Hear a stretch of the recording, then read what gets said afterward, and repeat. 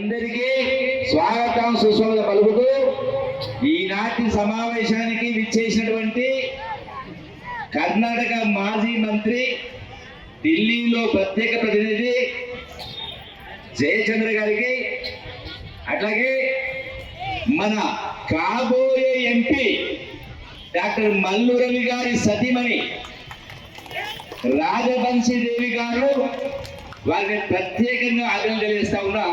ఒక రాజకీయ నాయకుడు పరిపూర్ణంగా అనుభవం వాడు మాట్లాడే దానికంటే కూడా గొప్పగా, స్పష్టంగా, సుస్పష్టంగా అవగాహనతో మాట్లాడేందుకు మేము ప్రత్యేకంగా అభినందిస్తూ, అట్లాగే రేపు ఎన్నికల తర్వాత వచ్చేటువంటి వారకాల పట్లకు సంబంధించి ఈ ఎకరాకి ఇచ్చేటువంటి 10,000 రూపాయలని కాంగ్రెస్ పెంచి 15,000 రూపాయలు ఇచ్చేటువంటి ఏర్పాటు చేసే కార్యం చేస్తారు. అలాగే వీళ్ళ తొందరలోనే మహిళలకు ప్రతి కుటుంబంలో నెలకు 2,500 రూపాయలు పెన్షన్ ఇచ్చేటువంటి కార్యం చేస్తా ఉన్నాం. ఇప్పుడు వస్తున్న 2,000 రూపాయల పెన్షన్ 4,000 రూపాయలు ఇదే కార్యం చేస్తా ఉన్నాం. ఇప్పటికే తీర్మానం చేయడం జరిగింది. అట్లాగే రేపు రాహుల్ గాంధీ గారు ప్రధానమంత్రి అయితే దేశంలో 5,000 కిలోమీటర్ల పైన పాదయాత్ర చేసి పేదవాళ్ళతో కలిసి వెళ్తూ రూటు. మరి రాహుల్ గాంధీ గారు ప్రధానమంత్రి అయితే రేపు మహిళలకు ప్రతి కుటుంబంలో ఒకరికి నెలకు 8,500 రూపాయలు చొప్పున సంవత్సరానికి 1,00,000 రూపాయలు మహిళల ఖాతాలో మీకు డబ్బు చెల్లించబోయి మీ ఖాతాలో చేసే కార్యం చేస్తాం. మా మనవడైన రాహుల్ గాంధీ గారికి మధ్య జరిగే ఎన్నికలు.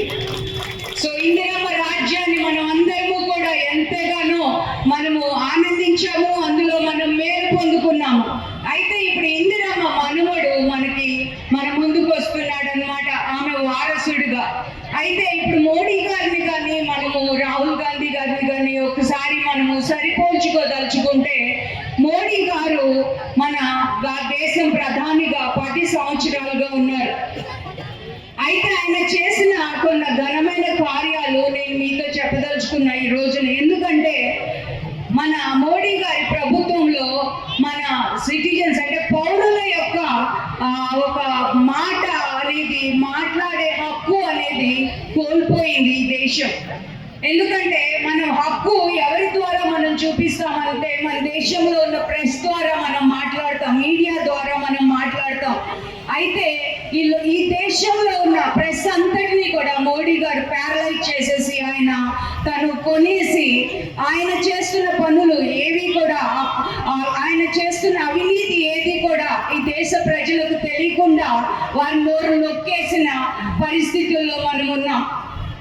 అయితే అంతేకాకుండా మోడీ గారు ఎప్పుడు కూడా మన ప్రజల్లోనికి వచ్చే మనిషి కాదు. ఆయన ఎప్పుడు ఏ దారి మీద నడవలేదు, ఏ గ్రామంలోనికి వెళ్ళి ఎవరిని పలకరించలేదు, ఎవరితో భోజనం చేయలేదు.